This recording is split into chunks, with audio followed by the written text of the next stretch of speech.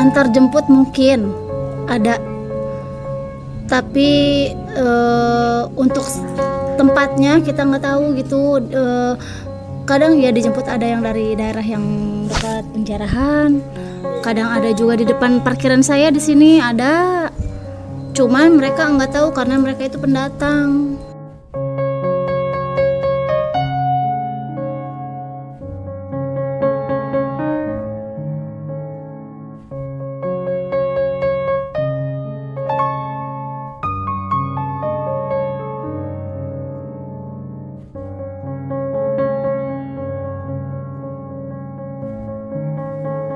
Ya cuman kan kalau saya kan sebagai masyarakat biasa mungkin nggak ada wewenang ke depannya gitu. Cuman bisa lah ngeluh itu kayak gitu.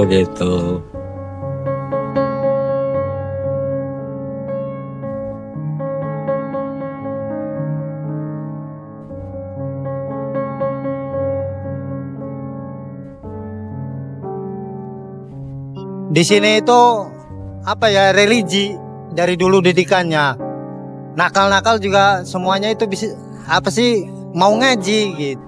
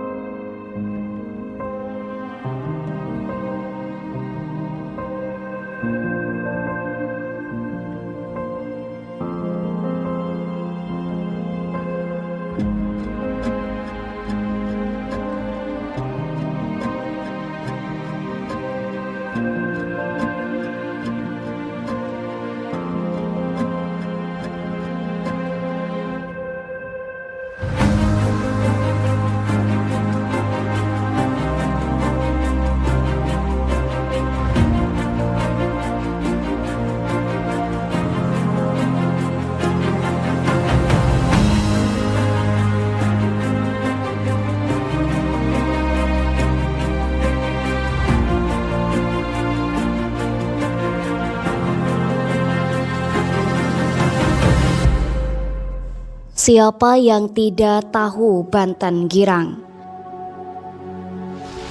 Sebuah kawasan bersejarah di Kota Serang yang namanya selalu muncul dalam catatan panjang perjalanan Banten. Serang sendiri adalah kota yang berdiri di atas jejak leluhur, tempat peradaban lama pernah tumbuh, dan nilai-nilai budaya masih hidup hingga kini.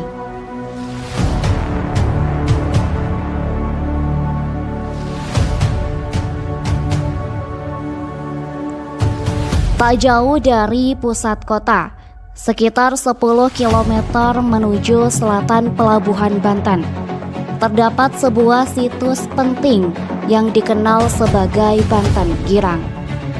Di tanah inilah kerajaan Sunda pernah berjaya antara tahun 932 hingga 1030 Masehi.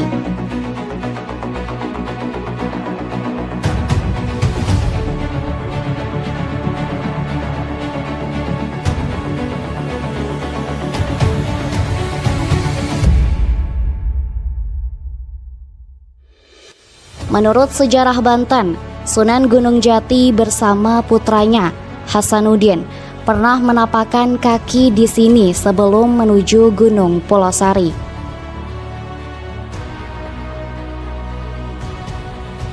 Tempat keramat kerajaan, di mana masyarakat setempat mulai mengenal ajaran Islam.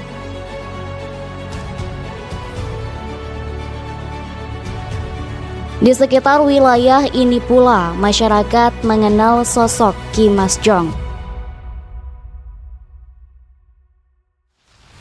Namun, di tengah keheningan dan keasrian Banten Girang, tak banyak yang mengetahui bahwa kawasan ini menyimpan persoalan sosial yang cukup memprihatinkan. Di sini juga yang bikin kontrakan bukan asli desa sini, itu orang lain. Sebuah isu yang kontras dengan nilai sejarah dan religius yang melekat pada tempat ini. Oleh karena itu, kami mencoba membuka tabir itu, menelusuri, merekam, dan mengungkap praktek prostitusi di sekitar Bantan Girang untuk melihat apa yang selama ini tidak terlihat dan memahami bagaimana fenomena ini bisa tumbuh di tempat yang memegang sejarah sedalam ini.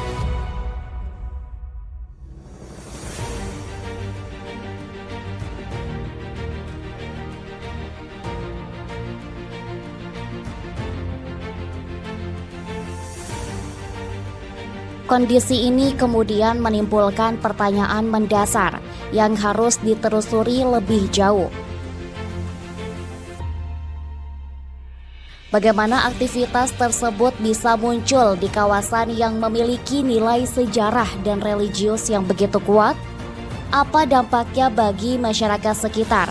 Dan sejauh mana warga mengetahui, merasakan atau bahkan terganggu oleh dugaan praktek prostitusi yang terjadi di lingkungan mereka?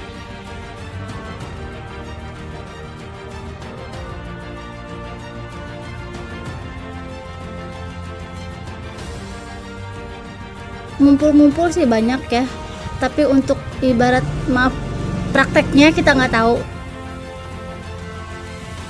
Kalau untuk melihat antar jemput mungkin ada, tapi untuk tempatnya kita nggak tahu gitu. Kadang ya dijemput ada yang dari daerah yang dekat penjarahan, kadang ada juga di depan parkiran saya di sini ada. Cuman mereka nggak tahu karena mereka itu pendatang. Karena harus dihapuskan itu karena apa? Bikin wilayah kita itu tercemar. Orang lain yang berbuat, kita yang kena imbasnya. Ya, seharusnya saran sih kepada pemerintah atau aparat setempat bisa menjaga lagi lingkungan. Gitu, apalagi di sini tempat Makbaroh Aulia yang harus disanjung ke religiusan gitu. Tempat pendidikan, lagi orang-orang yang berpendidikan di sini belajar sama orang lain, di sini dijelekan seperti itu gitu. Apalagi di Bantan Girang ini, Sempu Bantan Girang terkenalnya zona merah di sini tuh karena narkobanya, karena penyakit masyarakatnya itu gitu. Seharusnya pemerintah bisa atau aparat setempat bisa mengamankan, bisa dipertegas lagi, tamu harus lapor gitu, diketatkan lagi pos-pos ronda gitu. Jangan keliling, misalnya ada duit, udah aja. Selain soal keberadaannya, isu ini juga memunculkan pertanyaan mengenai bagaimana masyarakat memandang aktivitas tersebut. Apakah masyarakat merasa terganggu? Apakah mereka memilih diam, menolak, atau justru khawatir untuk bersuara? Nggak bagus sih ya. Nah, kita sebagai warga mah, jadi kampung kita itu jadi tercoreng gitu. Ya harusnya itu kan satu ya, kewenangan RT. Kita bertindak tanpa sepengetahuan RT kan salah lagi. Kan di situ kan ada rukun warga sama rukun tetangga. Informasi kan udah saya kasihin misalkan ya. Udah saya ke RT. Kalau RT-nya nggak bertindak kan susah juga. Ya. Iya, jangan diem aja urusan begitu mah. Karena di Quran ada, di kitab ada, di fikih ada, urusan begituan mah.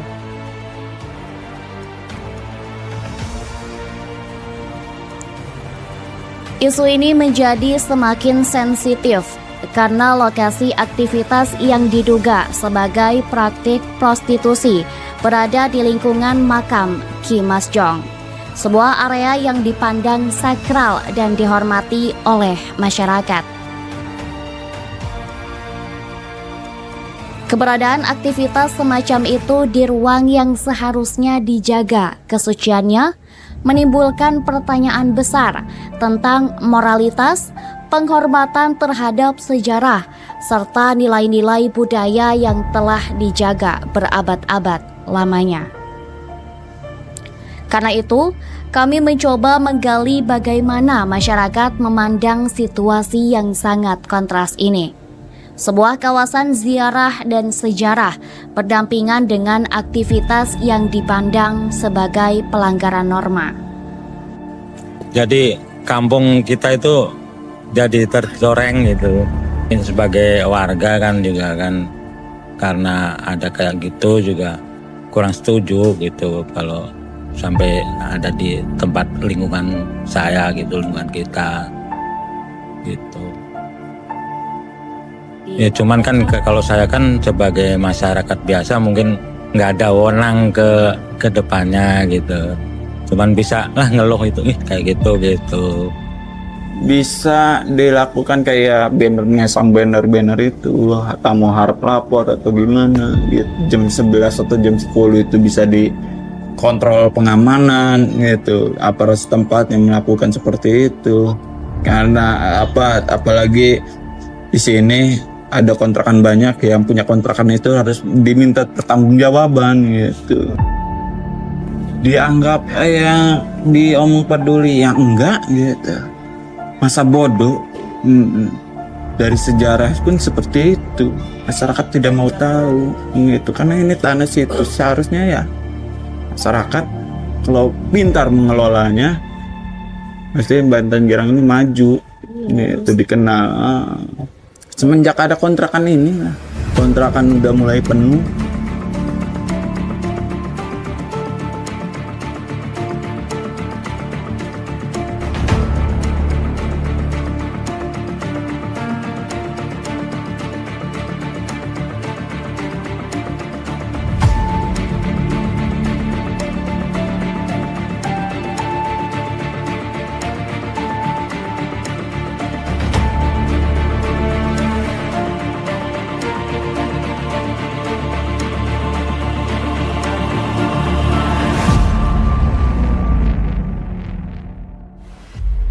Untuk menemukan jawabannya, tim investigasi kami menelusuri jejak demi jejak, mencari, mengamati, dan akhirnya menemukan seseorang yang bisa membuka pintu cerita ini. Kali ini, tim investigasi kami berhasil menemukan salah satu pelaku. Kami mencoba masuk ke ranah pribadinya untuk memahami siapa dia, apa latar belakangnya, dan mengapa ia memilih kawasan ini sebagai tempat prakteknya.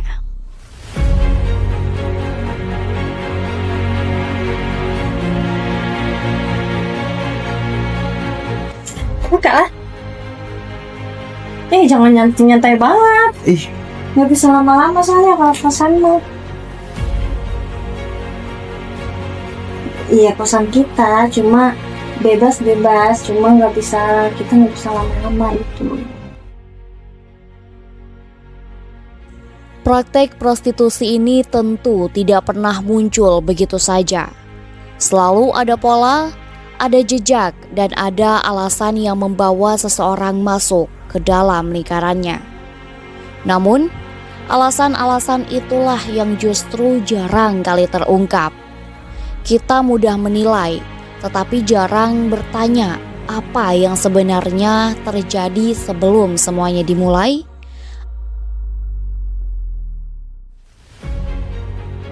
Kalau kita nih sebenarnya awal mulanya kan dari Jakarta. Diajak sama temen kesini, sama orang Kelontang. Karena di sini ada kerjaan. Udah kerjaan, cari kerjaan aja di Serang. Nanti juga ada. Emang kerjaan apa? Palingan LC banyaknya tuh. Umumnya lo nggak ditakar katanya. Kalau di Jakarta kan istilahnya sebagian kan ditakar. Kalau di sini kan nggak ditakar katanya. Oh yaudah di sini ternyata baru sebulan apa 2 bulan tinggal. Saya udah akhirnya kerja di Alexa ya seminggu. Seminggu pernah di Alexa, terus pindah lagi ke Sahara 2 bulan. Terus dari situ saya sakit-sakitan, mungkin karena minum kan, kan minum. Dari situ, pas di situ udah tuh, udah selesai sakit. Sakitnya itu harus pakai surat apa? surat dari dokter. Itu udah 2 kali sakit kan, nggak bisa apa namanya lambung ya, nggak bisa, bener-bener nggak bisa. Itu 3 hari dibilang bohong kali, suratnya mana gitu. Jadi harus pakai surat, kita izin sakit. Izin nggak masuk ke Sahara itu. Nggak ada kan. Akhirnya udah 2 kali sakit, nggak ada suratnya, di blacklist. Satu hal yang menjadi pertanyaan besar dalam penelusuran kami, mengapa sebuah kamar kos di kawasan ini yang dipilih? Daerah yang tidak hanya ramai dan mudah dijangkau, tetapi juga berada dekat dengan makam Ki Mas Jong. Sebuah lokasi yang dikenal memiliki nilai sejarah dan kepercayaan bagi masyarakat setempat. Di sini bebas. Bebas ya. Iya. Makanya kita ngambil di sini bebas. Ya di sini ada juga yang pakai micet. Itu kan yang di depan joki. Joki. Yang depan tadi kan.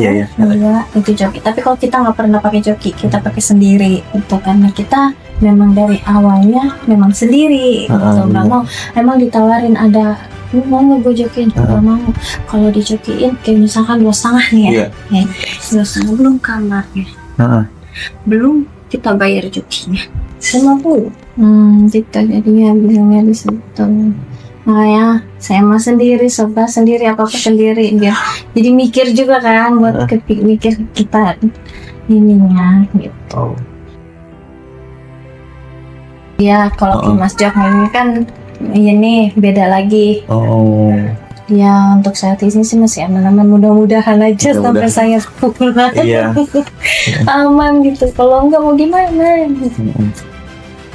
Bingung juga mau cari kerja juga kan, susah cari kerja. Dari kemarin juga emang sambil-sambilan nyari gitu kan, nggak dapat.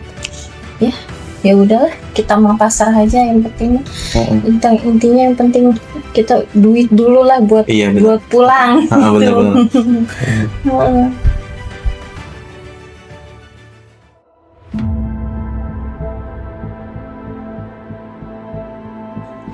Di balik layar aplikasi yang disebut masyarakat sebagai aplikasi hijau, terbentang realitas yang tidak pernah muncul ke permukaan. Di sana, identitas bisa disembunyikan, lokasi bisa dipindah-pindah, dan batas moral menjadi kabur. Ketika pintu kos tertutup, yang tersisa hanyalah pertanyaan, siapa yang mengawasi dan siapa yang diabaikan.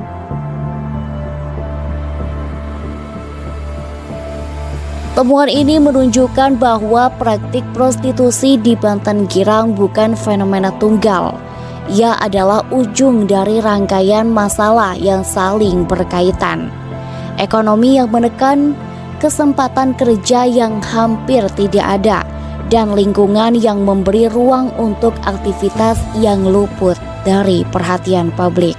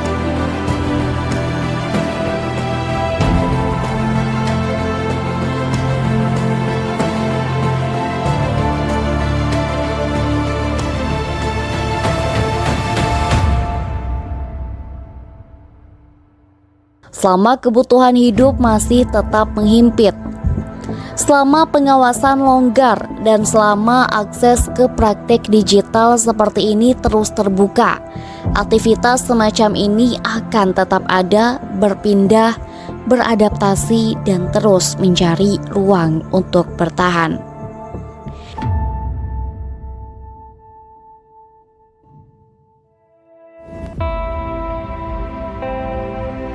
Dalam keterangannya, pelaku mengakui perbuatannya. Pengakuan yang mengejutkan adalah kondisi tempat tinggalnya. Ia menjelaskan bahwa rumah kos yang disinggahi memang dikenal bebas dalam hal aturan umum. Namun, terdapat batasan waktu tertentu yang harus ditaati. Batasan yang ternyata tidak cukup kuat untuk mencegah praktek terlarang ini. Namun, inti dari pengakuan ini terletak pada sebuah motif klasik yang menyayat hati. Kebutuhan ekonomi yang menghimpit, pelaku secara gamblang menyebutkan bahwa kesulitan finansial, tekanan hidup sebagai pendatang, dan himpitan kebutuhan sehari-hari telah mendorongnya mengambil jalan pintas yang menyimpang dari moral dan hukum. Lantas, seberapa sering kasus seperti ini terjadi di Kota Serang? Data dari berbagai sumber menunjukkan bahwa praktek ini seringkali berkedok prostitusi online atau praktik asusila terselubung di indekos dan penginapan. Bukanlah fenomena baru. Berita dan laporan kepolisian di Serang dan Kabupaten Serang kerap mengungkap adanya razia di hotel dan indekos terkait pelanggaran peraturan daerah tentang penanggulangan penyakit masyarakat. Kasus-kasus ini menegaskan bahwa terdapat jaringan atau praktik komersialisasi seks yang eksis di wilayah ini. Pengakuan pelaku di Sempu, Banten Girang selaras dengan banyak penelitian sosiologis bahwa faktor ekonomi, kemiskinan, dan kesenjangan sosial sering menjadi pemicu utama seseorang terjerumus ke dalam tindakan kriminal atau praktik yang melanggar moral. Bagi para perantau dengan modal minim, janji uang cepat menjadi godaan yang sulit ditolak di tengah kerasnya persaingan hidup. Oleh karena itu, investigasi kami menekankan bukan sekedar penangkapan pelaku, melainkan alarm sosial. Ia mengungkap dampak nyata dari tingkat pengangguran atau TPT dan kesenjangan ekonomi. Sebagaimana terlihat juga pada tingginya TPT perempuan di Provinsi Banten. Seperti yang kami sajikan dalam data ketenaga kerjaan. Pihak berwenang harus memperkuat penegasan hukum dan pengawasan, terutama di kawasan yang memiliki nilai sakral dan sejarah, demi menjaga kesucian moral masyarakat. Namun, solusi jangka panjang terletak pada penguatan ekonomi masyarakat, agar himpitan finansial tidak lagi menjadi alasan untuk menukar moral dengan materi. Di tengah berbagai keresahan yang muncul, masyarakat tentu memiliki harapan agar wilayah mereka kembali aman, bersih, dan tenang. Isu dugaan prostitusi ini bukan hanya soal pelanggaran norma, tetapi juga menyangkut penghormatan terhadap sejarah dan nilai religius kawasan Banten Girang. Karena itu, kami menutup rangkaian pertanyaan dengan menggali harapannya kepada pihak yang berwenang. Seberapa besar mereka menaruh kepercayaan bahwa pemerintah dapat menyelesaikan masalah ini dengan tegas dan bijaksana.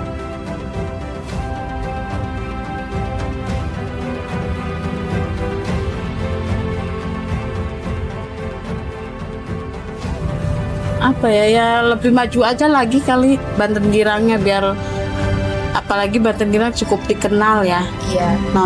Malah nomor satu sebelum Banten Lama kan.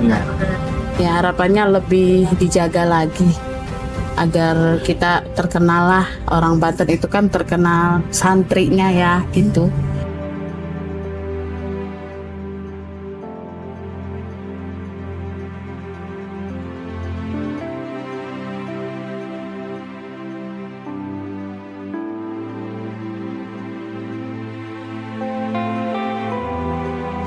Ya kalau bisa mah ya ditindak aja biar lebih aman lagi lah gitu.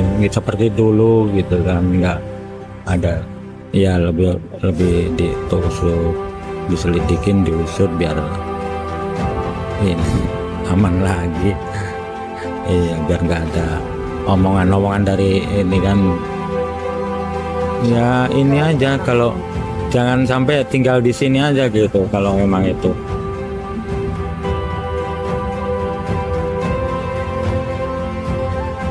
Tapi kalau misalkan mau diiniin, lebih baik ke pemerintahnya membuka lowongan kerja. Karena sekarang cari kerja susah. Jadi yang lebih ekstranya itu. Pada akhirnya, perjalanan investigasi ini membawa kita pada satu kenyataan.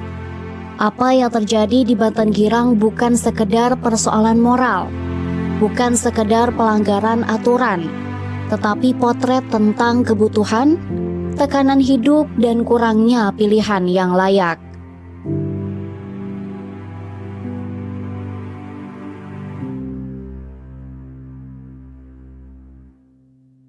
Ada juga harapan agar pemerintah hadir, bukan hanya melihat tetapi bertindak, mengusut, menertibkan dan memastikan bahwa aktivitas semacam ini tidak lagi berulang di tanah mereka. Dari pelaku, kita mendengar sisi lain yang jarang kali disampaikan. Seseorang yang datang merantau dengan niat mencari pekerjaan halal, namun tertahan oleh kerasnya hidup dan sempitnya peluang kerja.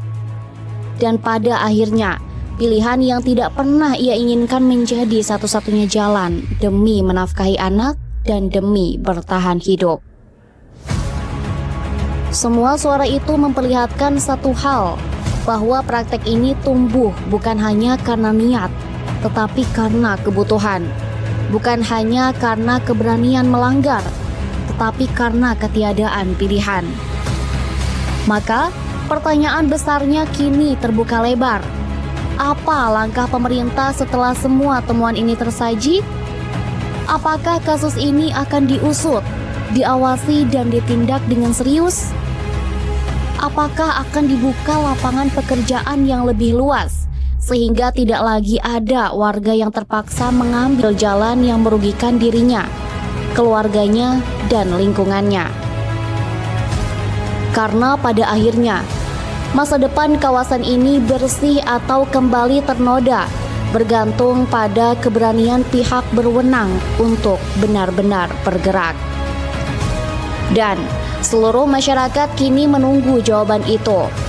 Jawaban yang akan menentukan apakah Banten Girang bisa kembali berdiri dengan martabat, atau justru terus menyimpan cerita kelam di balik sunyinya.